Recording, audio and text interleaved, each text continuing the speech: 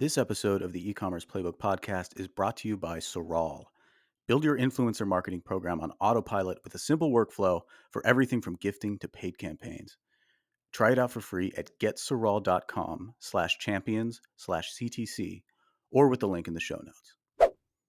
Welcome back to another episode of the State of the Industry Report here, brought to you by the DTC Index. I'm joined, as always, by the four contributing partners of the DTC Index. I'm going to let them introduce themselves in just 1 second, but I know you are going to love this episode because we have been surrounded by chatter. There is noise out there. Is Meta broken? Did the Super Bowl make an impact? What happened with Valentine's Day? Is e-commerce dying?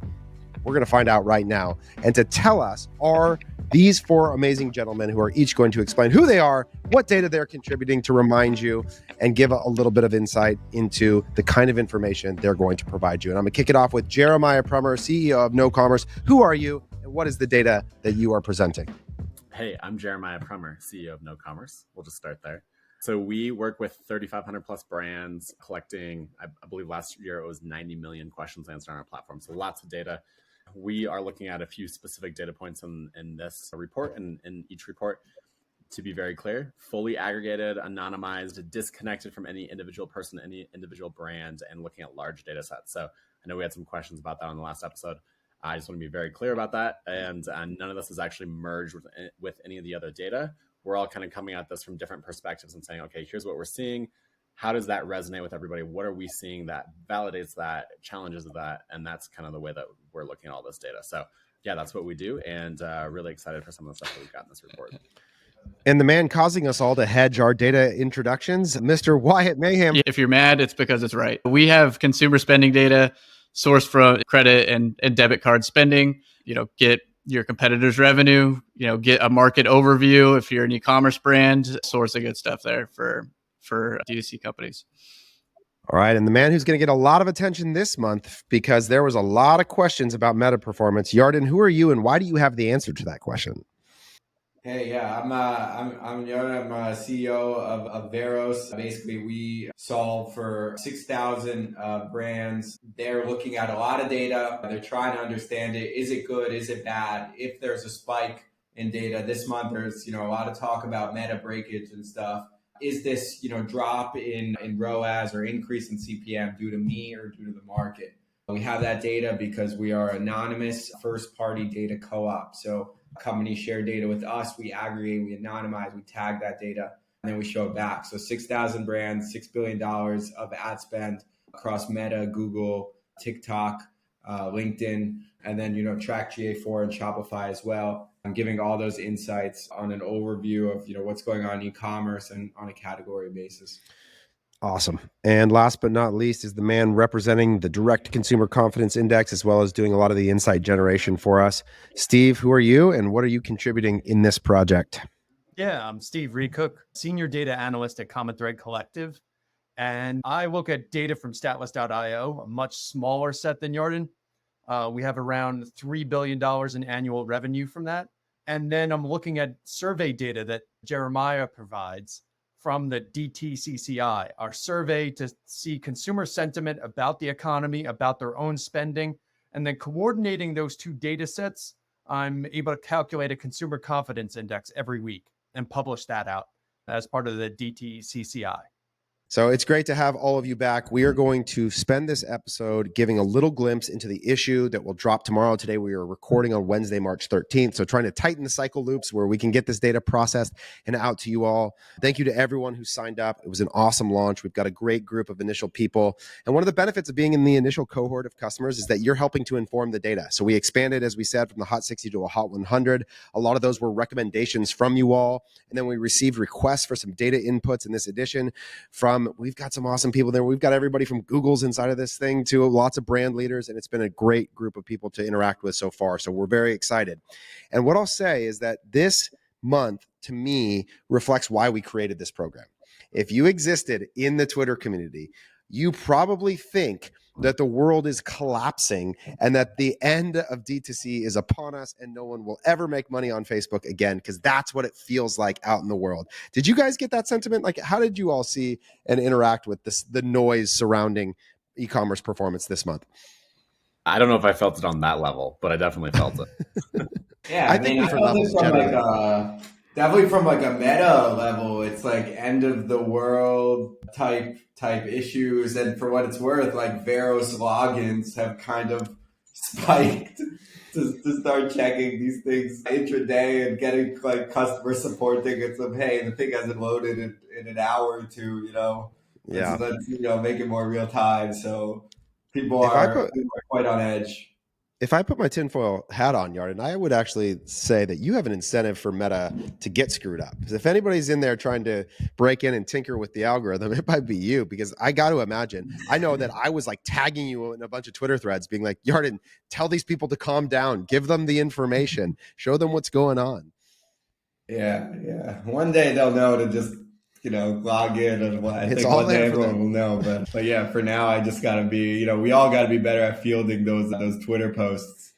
That's right. So, well, the good news is we're going to give you a little insight into what exactly happened on Meta this month as we look and understand what was really a tale of two halves, I think, in terms of what we saw happening on Meta in February. But Wyatt, we're also going to use you to take a look at some exciting transaction data related to the Super Bowl. So why don't you tell us a little bit about what you're able to do in looking at transaction data? Don't give away the information yet, but just talk about how we were able to analyze some of the commercial performance. Yeah, we took a look at some of the major advertisers. I think everyone saw Temu ads, too many times after the first one, and then also looked at Elf, Etsy, and just tried to see, is this worth it? And you'll find out here shortly. But yeah, we looked day by day. Like, was there a spike the day after? Was there a spike the day of? How did that trend continue over time? We work a lot in the sports space, so this is very close to home to us, and we'll look at how that kind of advertising compares to sports partnerships themselves, because the revenue driven is very, very different. Awesome. And Steve, you're going to, of course, take us into the glimpse of the more macro consumer trends. And we're going to bring to life a little bit of an analysis that has to do with debt as well as the DTC CI. Is that correct? Yeah, that was kind of prompted by a paper that you pointed out, Taylor, that you showed me. And great read about how consumer price index didn't include the cost of capital and how that actually impacts people probably more these days because we've seen an increase in debt. Yep. Awesome. Well, we're going to cover a bunch and give you a little teaser of the episode, but of course, go to dtcindex.com, sign up. It'll be in your inbox tomorrow. You'll also have access to the archive of the previous editions. So you'll get January 2 when you sign up. So it's not like you only get here 4. We're going to start archiving all of those for you. So you can go back and look at how the edition is evolving over time. We also have some really exciting stuff in store in the future here related to more data partners, potentially expanding to custom research projects and other things. So get in now, get a part of this community, and go from there. But as we start today, we cannot look at February without looking at Valentine's Day. Valentine's Day ranks as the 5th largest consumer moment of the year after Black Friday, Cyber Monday, holiday, Mother's Day, and Father's Day. So people like to spend. And Jeremiah, we're going to come to you. You kicked it off with an analysis of understanding, when does gifting occur? Because one of the questions you all ask in a post-purchase survey is, who was this gift for? And so this gives you a real clear trend line related to exactly when people start purchasing for significant others. So without giving it away, what did we learn in that process, and what can people look forward to in the newsletter? Yeah, so February data, not a surprise because we have a statistically significant data set here, but it actually matched very closely with what we saw in 2023. So we'll break all that down and kind of look at the timeline of that gifting as well. I think I was a little bit surprised by both the length of it and also like the peaks of that experience. So yeah, it was really good insight, and because we are seeing that really strong year over year trend, this is definitely something you'll want to be looking at. And as you're starting to look at, obviously we're past Valentine's Day for 2024, and it's early in the year, but once you get towards the end of the year, you start looking at like your planning for 2025. I think this kind of insight's going to be really, really valuable for you. And we're pretty confident at this point in where we think we'll be able to predict those moments of gifting in other times. So that's something, I don't know if we want to touch on that here or not, Taylor, but we've got a little bit of information here on in March, what we're looking at, and also looking ahead towards Mother's Day and when you should start to be looking at those gifting moments over the next couple of months. And what this data does, like, so as an organization, one of the things that I love about this information is that CTC has a responsibility for forecasting daily revenue. We also do things like design email send schedules for people. And so being able to look and be able to answer definitively when is the moment when most people are buying for their significant other is a superpower. Like, I don't have to argue internally. I don't have to debate with anyone. I just say, we're going to send the email here. We're going to have this promotion at this moment. It's going to end right here. And I can accurately and definitively state what the behavior is, right? And so this is such a great way. And as I start to look out into March, which we know are the third and fourth biggest moments, Mother's Day, Father's Day in early May, we begin to look at and go, okay, I can now begin to design a marketing calendar and action around this information and data. So super useful to be able to see this visually and to see that it's consistent year over year. So I'm not guessing at all. Yeah. I'll also go ahead, add on this data. So I saw Jeremiah's data and I try to correlate it back to Varos in terms of ad spend. Like, are people, are we seeing in the same days when there's an increase in gifting and in purchases that Jeremiah is seeing, are companies increasing on the ad spend side? And something that I saw is interesting is we're basically totally correlated with Jeremiah's data until you get to February 12th and 13th. So like, let's say from February 5th up until February 11th, both KnoCommerce and Varos are seeing big spikes in terms of, Varos is seeing spend, Jeremiah is seeing, this gifting stat going up. But KnoCommerce keeps going up February 12th, February 13th, where the ad spend plummets on the 12th and 13th, which kind of makes sense, right? Because, maybe they're not going to ship it in time before the holiday, but people are still buying online. KnoCommerce data is post-purchase on data. So there are these purchases, but people are losing spend. And it does look like there's that opportunity to maybe push spend out another day or two to really capitalize on those trends. So people, I don't think, know the fact of what Noah's giving here. Yeah, so totally. I was just going to say, I completely agree. I was a little bit surprised at the fact that the gifting continues to happen even after the ad spend is dropping off. So that was cool to see. So this is going to be a shameless plug for a methodology that I believe in a lot, but this is why cost controls are, as an effective form of media buying, are so important, is because the idea that you can predict the available volume in any one of these days accurately if you have a fixed budget is almost impossible. And that's before you even got access to this data. But what it's showing you is that in the Varos data, I'm looking at the newsletter now, what increases substantially is revenue and spend, but efficiency remains constant in most cases, because people are pressing up the available inventory. Their CPM and conversion rate tend to move together, right? So that leads to an efficiency constant, but the volume increase is what happens, right? And so to take advantage and benefit from this, you have to have variable volume available to you in your ad account relative to each day. And if you don't, if you have a fixed amount of budget every day, you're not going to necessarily reap the same benefit in the same way. So super important. Again, always what we want to do here is take a data insight and apply it into a tactic. How do you actually take advantage of the information? So Valentine's Day is good sign. So you'll notice we're talking about Meta, we're talking about spend. In the first half of the month, things are looking pretty good. We're on a nice track. Revenue's up year over year. Meta performance is good. But before we get to the back half, let's jump back to the Super Bowl, because the Super Bowl lands on February 11th, right near that Valentine's Day cutoff. And we tuned in and watched Temu air 4 different versions of the commercial. And then if you're anything like me, you're always looking for the e-commerce or consumer brands that are going to take that big swing.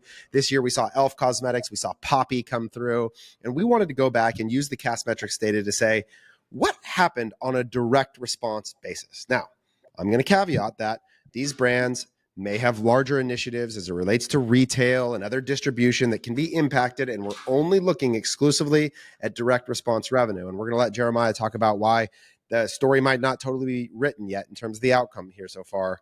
But just why, without giving away the whole thing, thumbs up or thumbs down, how did these Super Bowl commercials look for both Elf? We talk a lot about good and bad UGC, but if you want a streamlined way to do the good kind of UGC, which is product seeding, then look no further than swirling. If you're still using a spreadsheet to save creator profiles for influencer management, you will love this Chrome extension that comes with swirling. You can see engagement rates, like projections, and their fair price without even leaving their profile. and you can add them to your creator CRM with one click. And that's just step one. You can search for influencers, send personalized outreach emails, manage your relationships, and track performance all in one place. Sound too good to be true? See for yourself with Soral's free trial. Just go to getsoral.com/champions/CTC or click the link in the show notes. Yeah. So Taylor for and Etsy. the Super Bowl ads, we looked at 3 distinct players: Temu, Elf, and Etsy. And it's not uncommon for these types of initiatives to, not do super well. And we saw a little bit of a bump in terms of the next couple days, but nothing that was really out of the ordinary on a week over week level necessarily. The actual revenue, yeah, definitely subscribe to, kind of see how that impact was. But we work with a ton of companies in the brand partnerships with sports teams. That is really how we got our start. That's our bread and butter. And you'll see over time, like how the affinity with a certain brand, when you're really a fan of that team, you can really see like revenue year over year, really starting to see nice chunks of market share being gained amongst those fans in a local market.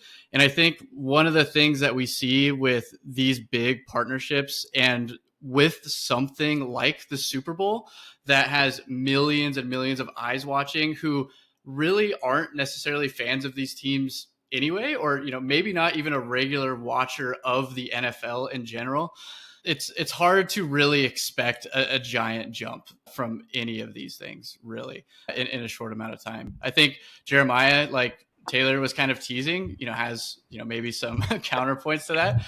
But in terms of like short-term bump, I wouldn't say it was super substantial. So yeah, Yarden, I don't want to speak too much on your behalf, but I think both of us were not very pleased with the numbers that we saw there. And so we started digging, and Yarden looked at the Google search trends. And so there's some of that stuff we looked at, and that's interesting to see. But then the other thing of that we just pulled in from actually our report that we put out last year, our 2023 recap report, was looking at time to purchase for people who discover a brand on TV.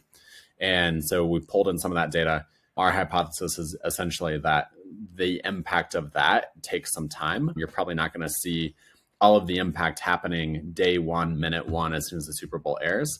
So we put a little bit of analysis in there for you to be able to take a look at that as well. But yeah, I think it was very interesting data. Very happy to have been able to see it. And we're excited to see what y'all think about it.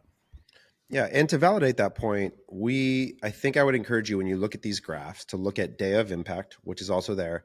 And then I think the strongest case here was Temu's 2 weeks before and 2 weeks after transaction volume around the Super Bowl, where that lagging value capture that Jeremiah is talking about start to show up in a way that is meaningful. And so no full story is told in any single graph, is what I would say. We don't know that Elf intended to drive direct response media. We don't know that Sephora revenue didn't explode. We don't know any of that. All we're giving you is a glimpse into the direct response transaction volume on their .com in a very short period of time. So all those appropriate caveats, go see for yourself what kind of impact that made. Okay, now we made you sit through that so you could get to the part that you're all just here to scream about. You've been yelling at the sun all month and the wind and upset because you experienced Meta to be broken. And so, Yarden, I'm going to come to you with this one. Was Meta, in fact, broken in February? It started to break. Yes, there was breakage in Meta. Statistically significant breakage in Meta starting on February 20th. You start to see significant ROAS deterioration. Up until then, February was fine, not a great month, not a terrible month, just like a normal month. And then you started seeing, pretty significant drops from a ROAS perspective. Something that we have really liked to look at here at the DTC Index is the correlation, Taylor talked about it before, between CPM and conversion rate and the month over month change of that. So basically, Meta has been unbelievable at, even when the CPMs go up, the conversion rate is going up with it. And so they're able to keep the actual, ROAS metrics and, that end of funnel metrics relatively stable. So even when, the cost in eyeball goes up, it doesn't mean that the cost of the purchase is actually going to go up in the same ratio. And the whole point of this discovery is to find when that correlation slips, that means that there's a problem. That means that there's a problem and, it's kind of out of Meta's control.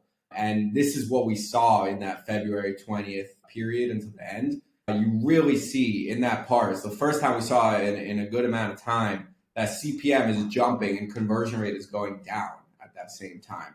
And that is really what's causing the problem. Now, for that, I will say that it's not horrible. This isn't 50. We're not talking, 50% ROAS drops here, right? We're talking, 10%. In total, the month ended down 7% ROAS. And, in that period, it was obviously down more significantly, but not majorly. Now, that doesn't mean that there aren't advertisers that were affected, very majorly. But if you look at the whole story, it's not that the world is ending. And, this will come back. It will come back. But even now, the situation is not terrible for most advertisers. It's bad and there's breakage for sure, but it's probably not as bad as what you're seeing, on Twitter. And the key is, right, that specific outcomes differ than aggregate ones, right? In the sense that in specific cases, there may be people down 50%. I listened to Matt Bertelli today talk about on the Operators Pod that he's down like 500%, or his CPMs went up 500%, and his CPAs were through the roof to the point that he turned off the platform altogether. So within a large data set, there are individual stories like that. So we're not diminishing anyone's individual experience, but we are trying to give you a view on what happened in Meta in entirety. Right. Yeah. And so I think that the key here is, and this matches, I think, anecdotally with what people are saying, is that CPM moved not in congruence with conversion rate. And that tends to lead to an experience that is inefficient, right? Now, there's also a weird little moment of arbitrage that seemed to happen one day too, where CPMs dropped and conversion rates went up and ROAS spiked too. So it's clear that the system, there's something that is not connected in those ways, that the market dynamic where those two things are related is out of whack and hasn't totally resolved. It looks like the last couple of days of the month, it didn't, but we're still hearing some of that spillover in March. So we'll have that data. So if you're having that experience, feel validated, but also understand that the relative impact on the scale here is not business destroying. That's not what we're talking about. So keeping that in mind, and we go through all the numbers in detail throughout the report. So go in and take a deep dive there. The last thing I want to ask you, Yarden, as it relates to overall revenue impact for the month then. When we look at the industry growth as a whole, for both 7 and 8 figure store owners, is the macro, are we growing? Is revenue growing year over year? How are we looking despite those challenges? Yeah. February overall, from a business perspective, was a good month. I mean, this month we broke it down by 7-figure brands and 8-figure plus brands, or 8 and 9 figure brands in Varos. Just a reminder, this is from hundreds, if not thousands of brands, just this data. And so, revenue for 7-figure brands was up 20% in February on a year-over-year basis. And for 8 and 9 figure brands, it's up 5%. And returning revenue is pulling harder, 38% up for 7-figure brands and 8% up for 8 and 9 figure brands versus 12 and 3 for respectively. But yeah, I mean, things are growing. Things were positive. February Valentine's Day was a success on an aggregate. Yeah.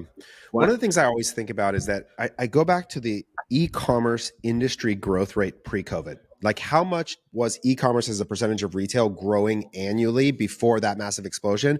And it was about 15% annual growth. So one of the things I always try and benchmark for my brain is that if e-commerce is capturing more and more percentage of retail, and that trend line, which has seemed to normalize now post-COVID, that 15% is sort of this thing where I think, is that more growth than expected or less growth than expected? Between 5 at the 8 figures and 20, it's sort of like, we're in the neighborhood of the expected growth rate of e-commerce using that framework. So for you as a store owner out there listening, I think that this is that thing where you can sort of contextualize your growth relative to that kind of benchmark, where you can say, hey, everyone, if you want to, as a leader, grab this and affirm your growth relative to that expectation, or hey, recognize that was a little softer month. Maybe you didn't get to year over year growth.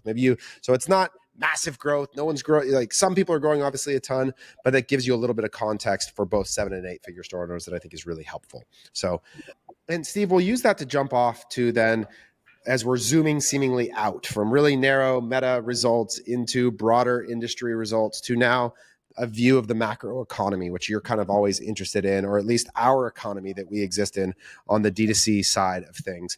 How is the consumer feeling as it relates to the consumer confidence index? And how do you think that relates to the cost of capital and the data that you were describing as it relates to debt? Yeah, I think we've seen more recent weeks, kind of the beginning of March, I was seeing it kind of tick up. But in general, consumer confidence was kind of on the decline during February. They were coming down off of a holiday high, essentially. And there was an interesting report that you brought up, that we spoke about, how the cost of capital is not included in CPI. And not only has that increased, obviously interest rates going up, mortgage rates climbing, but at the same time, total household debt was at its highest level in Q4 of 2023. They haven't published 2024 yet because Q4 is not finished, but household debt was at 17.5 trillion. And obviously the majority of that in mortgages. But when consumers have a lot of debt and the cost of that debt is high, then that's going to be reflected on their inability to spend, basically. Yeah, it's interesting. And one of the charts I'd like to examine here that I think can be hard to initially understand is this question that we ask in the survey through Know about, are they planning to spend more in the present and the future, and the spread between those things. So there's a graph that we put in the chart that is an example of the percent spread between spending more or less in the future. And so can you give us a little bit about what that question is, what it's attempting to explore, and then what the results are that we're seeing in February?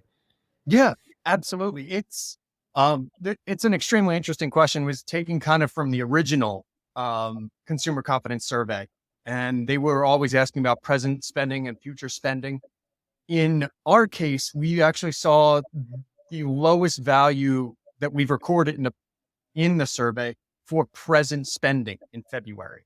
So that is indicative of consumers kind of pulling back more. They are increasing in anticipated future spending, meaning that number finally ticked up from lows in December and January. The post-holiday, people were kind of planning on pulling back on their finances and spending. And that showed in February, particularly toward the beginning of the month.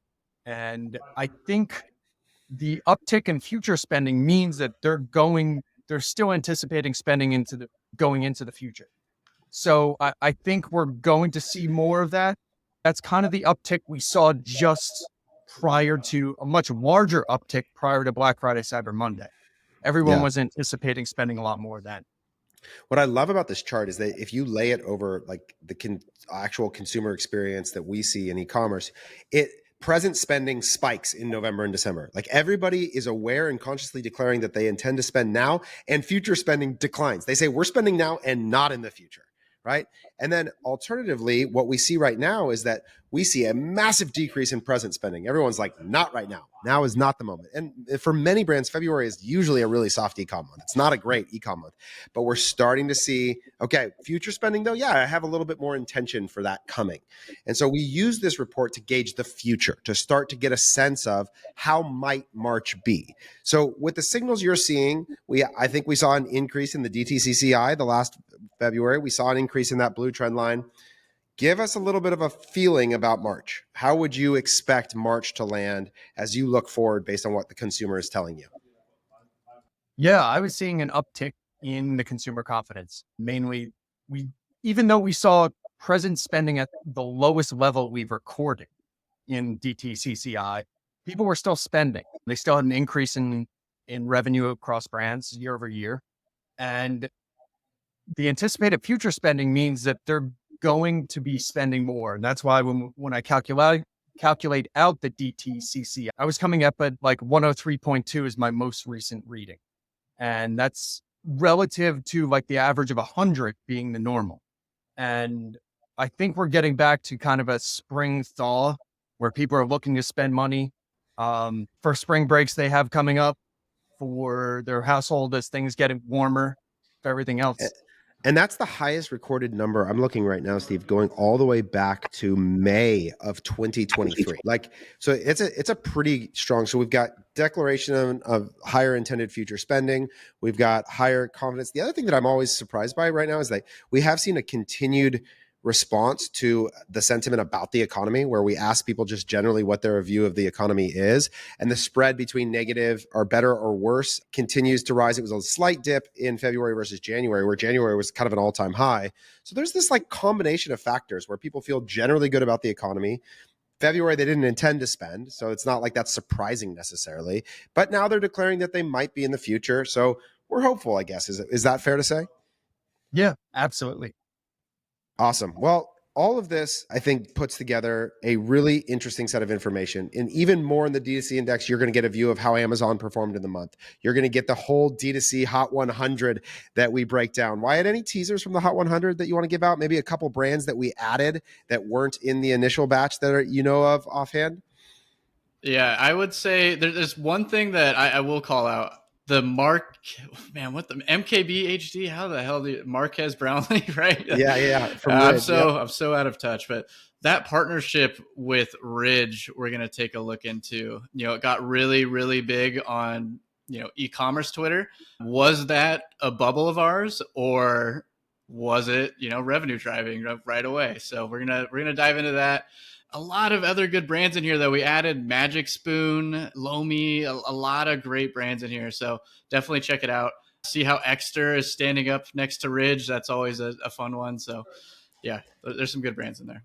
I love the checking Twitter versus reality concepts. I think, that was going on with Solo Stove, right? In the past month, of some angry, you took one side there. I feel like I saw glimpses of that, but yep. I love proving those things out of like what is, because obviously we've seen a million times, if creative is like looks beautiful and things like that, that's actually not necessarily what works, and things like that. And so I think there's a lot of examples to sort of prove right or wrong here by the data.